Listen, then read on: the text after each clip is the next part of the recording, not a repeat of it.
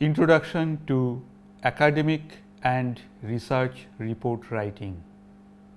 Hello friends, I am Shomir Roy, Professor of Computer Science and Engineering, National Institute of Technical Teachers Training and Research, Kolkata.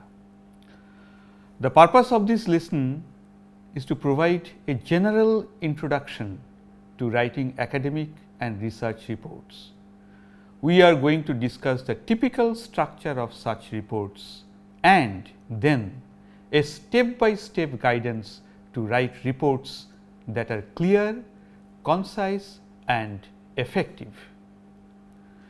In this lesson, you will be exposed to the following: A. Definition of a report. B. Characteristics of a good academic report. C. The overall structure of a report, and D. A step-by-step procedure to write a report. What is an academic report? A report should be written with a clear purpose and it should address a particular audience. Relevant data and evidence must be presented, analyzed and applied on the topic under consideration. A report should have a structured format with chapters, sections, subsections, so that the contents are easy to locate and follow. Report brief. What is a report brief? When asked to write a report brief is usually provided. It consists of the instructions and guidances. The report brief should outline the purpose, audience and problem or issue that the report is supposed to address. Occasionally, specific requirements for format or structure are also provided. In this lesson, a general introduction to report writing will be presented. However, you have to take into account the specific instructions that are given to you. Now we come to the issue of the characteristics of a good academic report. An academic report is often used as a form of written assessment because of the following reasons. It represents what one has learned through study, research or work. It helps to develop an important skill that is indispensable in academics as well as at workplaces. An academic report represents various facts and evidences relevant to its subject matter. It should acknowledge all resources and this should be referenced throughout. Plagiarism is a crucial issue in today's world. The report writer must take care of this. The language of an academic report should be precise, concise and clear. A well-written report should have the following qualities. It serves the purpose stated in the report brief and conform to its specification. It should process and interpret relevant data. It presents the content in a logical and coherent manner. It is consistent with the instructions of the report brief. It presents conclusions that are rational and based on the evidence and analysis. It contains appropriate rational recommendations where required. Well, what is the overall structure of a report? Now we describe the main features of a report. The purpose is to provide a general guidance. Therefore, this should be used in the context of the specific kind of academic report you are supposed to and going to write. First, the title page. The title page contains the title of the report along with the purpose of the report. Other details such as description of name, the date, affiliation and so on are also included in the title page. Then comes the terms of reference. Under this heading, one can briefly explain about the motivation, the methods followed in the report, occasionally in the form of a suitable single paragraph. Moreover, sometimes these terms of reference is integrated in the title page itself. Well, Abstract or summary. The abstract or summary is a very important section of the report. It briefly describes the content of the report, which includes the aim, background, methodology, findings, and so on and so forth. This should be accommodated in a single page. Detailed discussions are not required, only the outline and the main points. Please note that people read the summary more often than the rest of the report. Therefore, it should be written in such a way that the reader gets a clear overview of the entire report. The table of contents. The table of contents provides the list of different chapters, sections and subsections along with the corresponding page numbers. The purpose of the contents page is to enable the reader quickly scan the list of headings and locate them efficiently. Numbering system used in the report should be clear and consistent over the entire body of the report. Then comes the introduction. The introduction acts as a prelude to the main body of the report. It should explain clearly the aims and objectives of the report.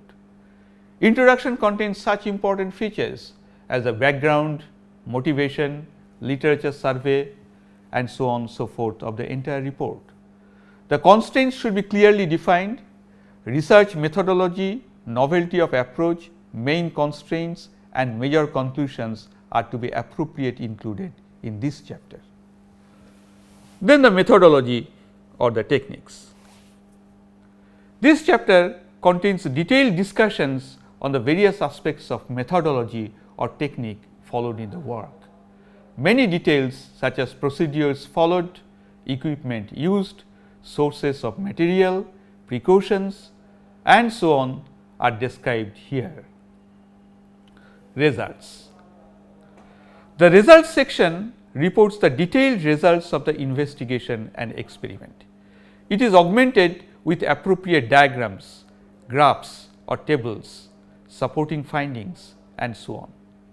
Results should be present in a logical order. While the main findings can be included in this chapter, the detailed interpretation should be left to the discussion section. However, depending on the volume of the work, the chapters on result and discussion may be combined together into a single chapter called results and discussion. Discussion.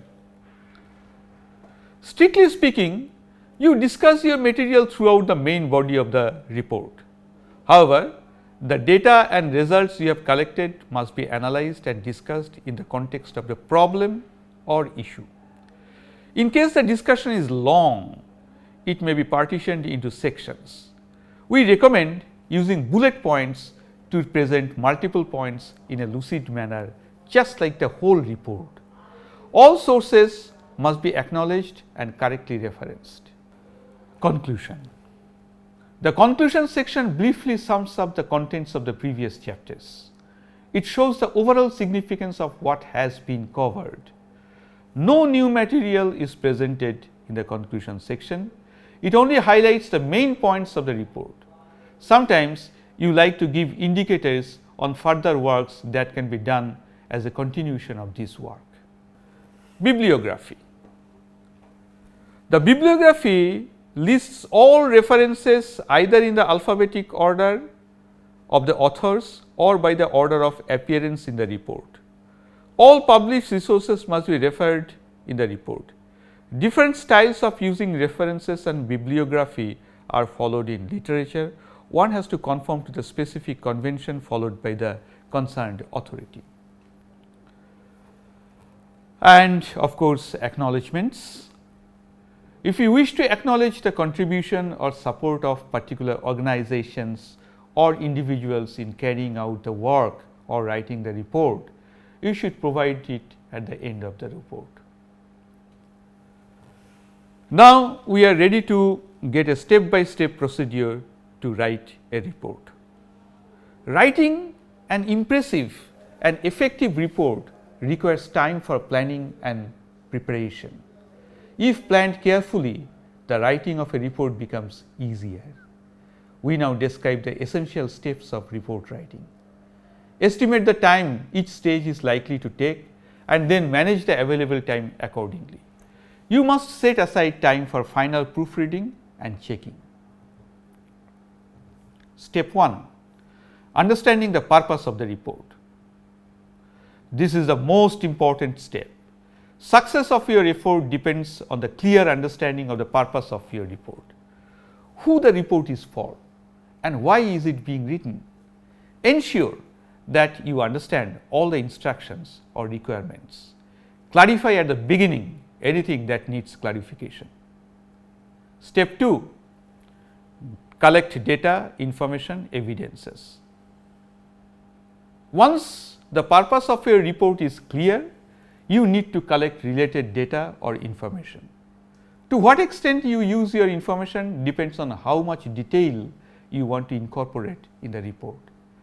A good way is to read the relevant literature, widen your understanding on the topic or issue.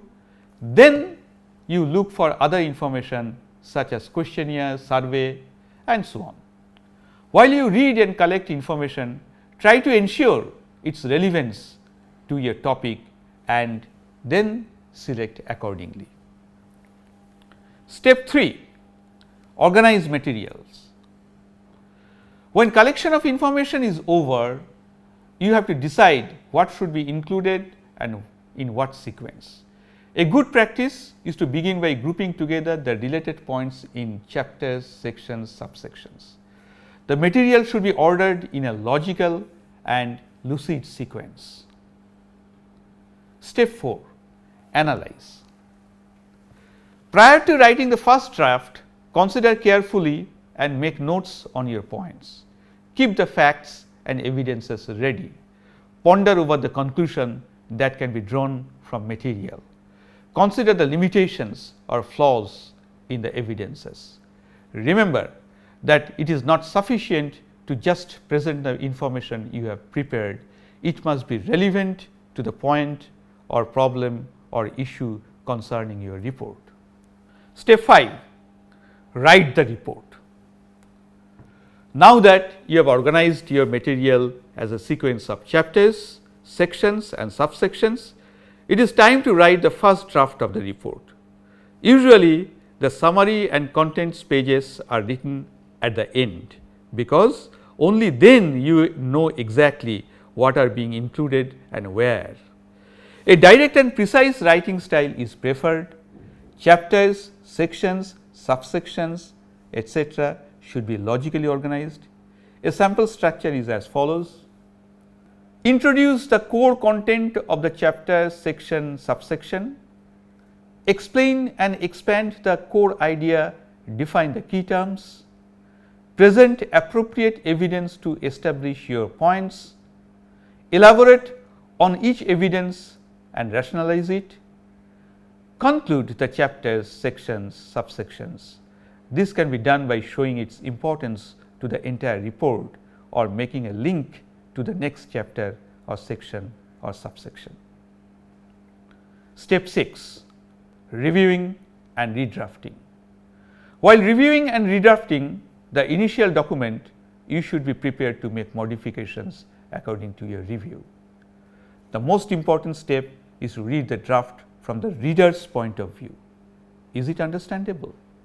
Are the points concisely but clearly explained and supported by relevant evidences? Analyze your first draft from such perspective and incorporate the changes you deem fit. Step 7. Present the content. Once you have finalized the contents and structure of your report, consider the presentation of your material. This means checking the wording of each chapter, section, subsection with respect to clarity, whether they conform to the accepted format and instructions, consistency check, numbering of chapters, sections, and so on. Ensure that all sources are acknowledged and appropriately referenced.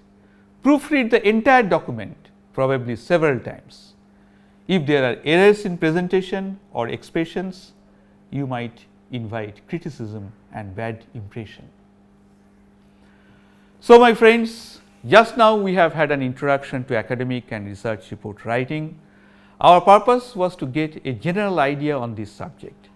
Therefore, in this lesson, we have learned the typical structure of such reports. Moreover, we have considered a step-by-step procedure for writing such report, a clear and concise and effective report.